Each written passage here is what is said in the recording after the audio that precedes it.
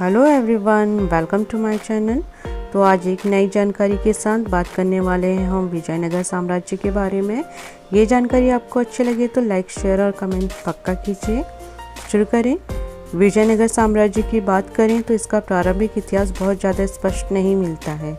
Civil ने अपनी किताब अ फॉरगॉटन एम्पायर में लिखा है कि संगम के 5 पुत्रों में से 2 पुत्रों हरिहर और बुक्का ने विजयनगर साम्राज्य की नींव डाली और इसके लिए उन्हें 2 महान विद्वानों सायण और महादेव विद्यारण्य ने प्रेरित किया था। इसी संगम के 5 पुत्रों में से 3 पुत्रों ने पश्चिम में गोवा से लेकर पूर्व में उत्तरी सीमाओं की रक्षा की। हरिहर और बुक्का ने तुंगभद्रा नदी के दक्षिणी तट पर उत्तरी भाग वाले अनागोंदी दुर्ग के सामने विजयनगर साम्राज्य की स्थापना की। कहा जाता है कि महान होयसल शासक वीर बल्लाल तृतीय के दिमाग की उपज के बाद ही विजयनगर साम्राज्य बना। हरिहर प्रथम और बुक्का प्रथम द्वारा स्थापित विजयनगर साम्राज्य उनके पिता संगम के नाम से संगम वंश के नाम से प्रसिद्ध हुआ। इन दोनों ही शासकों ने कोई शाही उपाधि धारण नहीं की थी। हरिहर प्रथम के जीवन काल में उसने विजयनगर का साम्राज्य कृष्णा से दक्षिण में कावेरी नदी के आसपास तक पहुंचा दिया था और अपने साम्राज्य को प्रांतों में बांटकर उसका प्रबंध राज्य घराने के सदस्य को सौंप दिया था। बाद में हरिहर की मृत्यु के बाद उसका भाई बुक्का प्रथम राजा बना। बुक्का प्रथम ने विजयनगर शहर को पूरा साम्राज्य के रूप में स्थापित किया। वो बहुत उदार शासक था। उसकी मृत्यु के बाद उसका बेटा हरिहर तृतीय राजा बना। इसने राज्य परमेश्वर की उपाधि धारण की। इसके बाद देवराय प्रथम और देवराय द्वितीय राजा बने। यही क्रम मल्लिकार्जुन और विरूपाक्ष द्वितीय तक चला। बाद में विरूपाक्ष द्वितीय को हराकर सलुवा वंश के नरसिंह ने विजयनगर पर शासन किया और सलुवा वंश की नींव रखी। सलुवा वंश के शासक को हराकर तुलु वंश सत्ता में आया। इस वंश का संस्थापक वीर नरसिंह हुआ। उसके बाद उसका भाई कृष्णदेव राय विजयनगर साम्राज्य का राजा बना। वह भारत के प्रसिद्ध शासकों में माना जाता है। अपनी व्यक्तिगत विशेषताओं के अतिरिक्त उदार व्यक्तित्व और विद्या प्रेमी होने के कारण वह लोगों में लोकप्रिय हुआ। उसकी उपाधि कृष्णराव मकाकाव राजाधिराज थी। इसके समय में विजयनगर साम्राज्य का बहुत ज्यादा गौरव बढ़ा। कृष्णदेव राय के बाद अच्युत राय ने शासन संभाला। विजयनगर साम्राज्य का अंतिम शासक सदाशिव राय था। इसके मंत्री राम राजा के हस्तक्षेप के कारण विजयनगर साम्राज्य अपने विध्वंस की ओर पहुंच गया। उसने दक्षिण शासकों के मध्य चलने वाले संघर्षों में हस्तक्षेप करके विजयनगर साम्राज्य की स्थिति को बनाए रखने का प्रयास तो किया, परंतु यही साम्राज्य के लिए बुरा सिद्ध हुआ।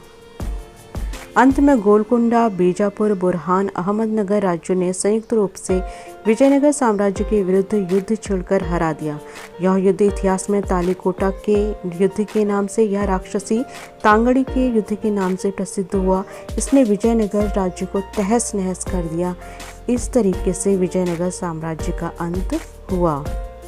विजयनगर की शासन प्रबंध की बात कही जाए तो यह शासन के सिद्धांतों से विहीन था। राजा सर्वोच्च शक्ति का केंद्र था। वह एक सौहार्दपूर्वक भूमिका निभाता था। उसकी सहायता के लिए विशाल सामंती संगठन था, परंतु राज्य में वही सर्वोच्च शक्ति था। मंत्री, प्रांत के अध्यक्ष, सेना निर्देशक, पुरोहित और कवि राज्य में निवास करते थे। उसका दरबार बहुत ज्यादा सुंदर था और इस दरबार की सजावट पर बहुत धन अपव्यय किया जाता था। विजयनगर साम्राज्य बहुत प्रांतों में बटा था। प्रांतों के लिए राज्य या मंडल शब्द का प्रयोग किया जाता था। प्रांतों की संख्या निश्चित नहीं है, लेकिन ये अनुमान लगाया जा सकता है। विजयनगर साम्राज्य में 200 प्रांत थे। प्रांत का अध्यक्ष अपनी आय का 1/3 भाग केंद्र सरकार को भेजता था। ग्राम शासन प्रबंध की प्रमुख इकाई था। विजयनगर साम्राज्य की आय का मुख्य साधन राजस्व था, खास तौर पर भू राजस्व, और इसका प्रबंध अछवाड़े नामक विभाग करता था। इसके लिए भूमि को 3 भागों में बांटा जाता था: गीली भूमि, सूखी भूमि और वन भूमि। इसी तरीके से विजयनगर साम्राज्य की न्याय व्यवस्था भी काफी उन्नत मानी जाती थी। राजा का निर्णय अंतिम माना जाता था। हाँ, यदि किसी को कोई समस्या है तो वह याचना पत्र के रूप में प्रस्तुत करके राजा के सम्मुख अपनी समस्या को रख सकते थे।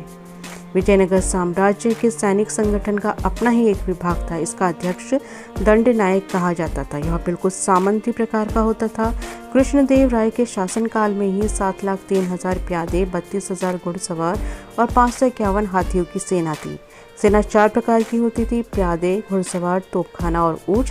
और आसपास के मुस्लिम राज्यों के शासकों की अपेक्षा यह बहुत कमजोर थी। कला के क्षेत्र में विजयनगर अद्वितीय रहा। यहाँ अनेक मंदिरों का निर्माण कराया गया। विठल स्वामी या हजारा मंदिर ये सर्वोच्च कला के उदाहरण माने जाते हैं। साहित्य में भी विभिन्न भाषाओं तेलुगु, संस्कृत, तमिल, कन्नड़ भाषा को यहाँ के लोग पसंद करते थे। और खुद कृष्णदेव राय कला प्रेमी था। उसने स्वयं एक पुस्तक लिखी जिसका नाम है अमुक्तमाल्य। उसके मुख्य कवि का नाम पेदन था। तेनालीराम जो अपनी बुद्धिमत्ता के लिए प्रसिद्ध है, कृष्णदेव राय के समय में ही विजयनगर में था। सामाजिक दशा की बात करें तो विजयनगर में स्त्रियों का स्थान ऊंचा था। वह राजनैतिक और सामाजिक जीवन में भाग लेती थी। ब्राह्मणों का बहुत ही सम्मान किया जाता था। भोजन के विषय में भी कोई प्रतिबंध नहीं था। गाय और बैल के मांस के अतिरिक्त सभी प्रकार का भोजन प्रयोग में लाया जाता था। विजयनगर साम्राज्य बहुत धनी था और यहाँ की आर्थिक दशा भी अच्छी थी। इसकी समृद्धि का कारण कृषि, उद्योग, व्यापार और वाणिज्य की प्रगति थी। राज्य अच्छी सिंचाई योजना का अनुसरण भी करता था। कालीकट वहाँ का प्रसिद्ध बंदरगाह था। यह राज्य एक अच्छे राज्य के सारे उद्देश्यों को पूरा करने में सक्षम रहा। तो जानकारी आपको कैसी लगी बताइएगा ज़रूर। Till then bye bye.